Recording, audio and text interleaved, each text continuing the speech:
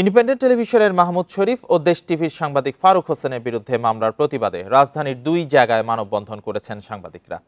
বেলা 11টায় মহাখালীতে মানববন্ধন করে তিতুমির কলেজ সাংবাদিক সমিতি, আর দুপুর 1টায় সেগুনবাগিচায় মানববন্ধন করে ঢাকা রিপোর্টার্স ইউনিটি।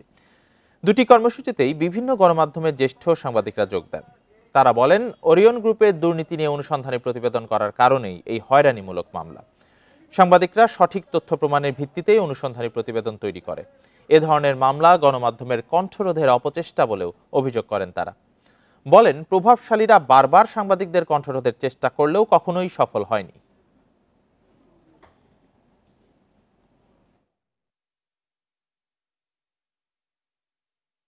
প্রেস কাউন্সিলে অভিযোগ করবেন, কোনো সংবাদ মাধ্যম গণমাধ্যম যদি সংবাদের প্রতি আপনি বিক্ষুব্ধ হন, আপনি যদি মনে করেন সেরকম সংবাদ ঠিক নয়, তখন আপনি সেখানে যাবেন। তাতেও যদি সমাধান না হয় আপনি আইন আদালতে যাবেন।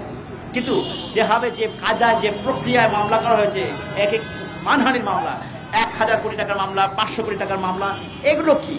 এগুলো নিশ্চয়ই উদ্দেশ্য সৎ নয়। তার মানে যারা সংবাদকর্মী আছেন তাদেরকে আপনি নিরুৎসাহিত করতে যাচ্ছেন, তাদেরকে একভাবে ভয় দেখানোর চেষ্টা করা হচ্ছে। ইন্টারিম গভর্নমেন্ট তারা সততার সাথে দেশ পরিচালনা করছে, তারা এই অন্যায়ের বিরুদ্ধেও সোচ্চার অবস্থান নিবে এবং এই মামলা দ্রুত প্রত্যাহার করে নেবেন বলে আপনাদের প্রতি আমাদের প্রত্যাশা।